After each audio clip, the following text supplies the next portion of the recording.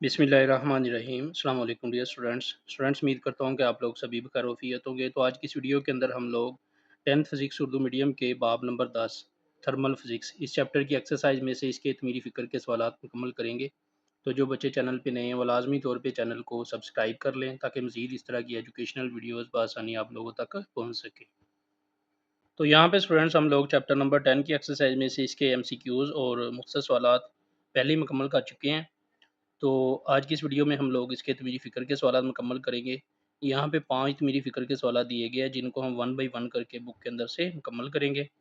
Number 1 तमीरी फ़िक्र का सवाल है, पुलों में फलाव के जोड़ की ज़रूरत क्यों होती है?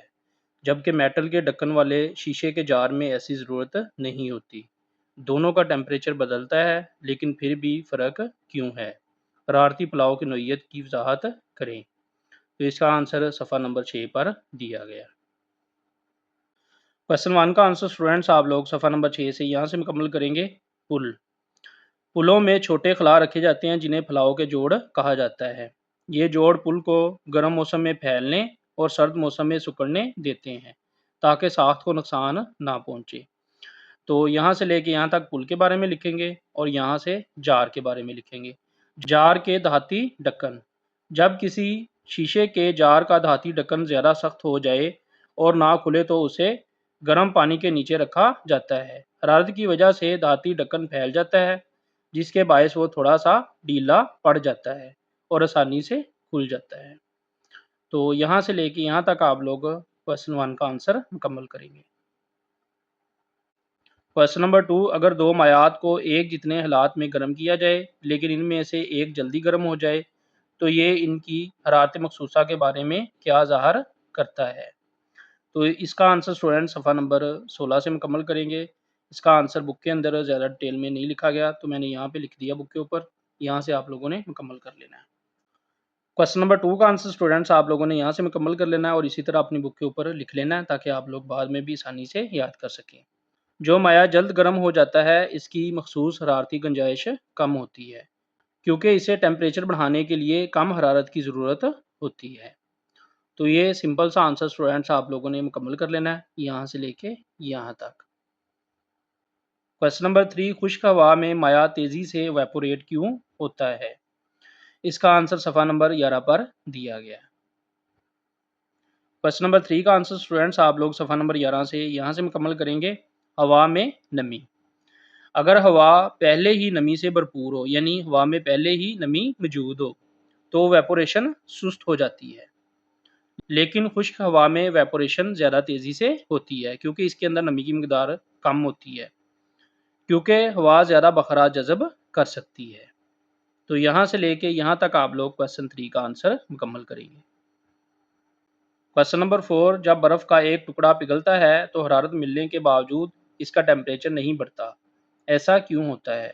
एनर्जी कहाँ इस्तेमाल होती है और हालत की तब्दीली के लिए ये क्यों अहम है? इसका आंसर सफ़ा नंबर 13 पर दिया गया है। क्वेश्चन नंबर 4 का आंसर स्टूडेंट्स आप लोग सफ़ा नंबर 13 से यहाँ से मुकम्मल करेंगे। जब बर्फ़ पिघलती है या पानी उबलता है तो हरारत दरअसल मालिक्यूल के दरमियान बॉन्ड्स तोड़ने में इस्तेमाल होती है, इसलिए टेम्परेचर नहीं बढ़ता। हालांकि हरारत फ़राहम की जा रही होती है, हरारत फ़राहम की जा रही होती है, लेकिन जो हरारत फ़राहम की जा रही होती है वो बॉन्ड्स को तोड़ने के लिए इस्तेमाल हो जाती है, इसलिए टेम्परेचर नहीं बढ़ता। लेकिन थर्मामीटर कोई इजाफा नहीं दिखाता। तो यहाँ से लेके यहाँ तक इसको मुकम्मल कर लें या फिर यहाँ से लेके यहाँ तक भी कर सकते हैं। इन दोनों आंसर्स में से कोई भी आंसर आप लोग मुकम्मल कर सकते हैं। जब कोई ठोस माया बनता है तो वो हरारत जज़ब करता है, लेकिन इस जज़ब करदा हरारत के बावजूद इसका टेम्परेचर नहीं बढ़ता। ये हरारत ठोस पार्टिकल्स के दरमियान मजबूत बॉन्ड्स को तोड़ने में इस्तेमाल होती है। बर्फ़ के पार्टिकल्स के दरमियान जो बॉन्ड्स होते हैं उनको तोड़ने के लिए हरारत जज़ब होती रहती है, हरारत इस्तेमाल होती रहती है, इस वजह से टेम्परेचर नहीं बढ़ता ताकि वो माया की तरह आज़ादाना हरकत कर सकें। जब तक पूरा ठोस मादा पिघल ना जाए टेम्परेचर मुस्तकिल रहता है। तो यहाँ से लेके यहाँ तक मुकम्मल कर सकते हैं या यहाँ से लेके यहाँ तक क्वेश्चन 4 का आंसर कर सकते हैं। इन दोनों में से कोई भी कर सकते हैं आप लोग। क्वेश्चन नंबर 5, इलेक्ट्रिसिटी की सप्लाई की तारें गर्मियों में ढीली क्यों हो जाती हैं और सर्दियों में सिकुड़कर क्यों खिंच जाती हैं? तो इसका आंसर स्टूडेंट्स हम लोग यहाँ से ही मुकम्मल कर लेंगे। यहाँ से आप लोगों ने लिखना है, इलेक्ट्रिसिटी की सप्लाई की तारें गर्मियों में हरारती फैलाव की वजह से ढीली हो जाती हैं। यहाँ से आप लोगों ने ये जो क्यों लिखा हुआ है ना, ये लफ्ज़ एक, ये कट कर देना है। तो ऐसे इसका आंसर लिखना है आप लोगों ने, इलेक्ट्रिसिटी की सप्लाई की तारें गर्मियों में हरारती फैलाव की वजह से ढीली हो जाती हैं। और इसका दूसरा आंसर आप लोगों ने लिखना है, सर्दियों में सिकुड़कर क्यों खिंच जाती हैं। इसका आंसर आप लोगों ने लिखना है, सर्दियों में हरारती सिकुड़ाव की वजह से सिकुड़कर खिंच जाती हैं। ये यहाँ से भी आप लोगों ने ये जो क्यों लिखा हुआ है ना, ये लफ्ज़ कट करना है। बाकी आप लोगों ने लिखना है, सर्दियों में हरारती सिकुड़ाव की वजह से सिकुड़कर खिंच जाती हैं।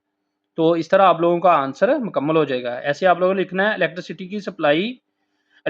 की सप्लाई की तारें गर्मियों में हरारती फैलाव की वजह से ढीली हो जाती हैं और सर्दियों में हरारती सिकुड़ाव की वजह से सिकुड़कर खिंच जाती हैं। तो ये आंसर क्वेश्चन नंबर 5 का मुकम्मल हो जाएगा।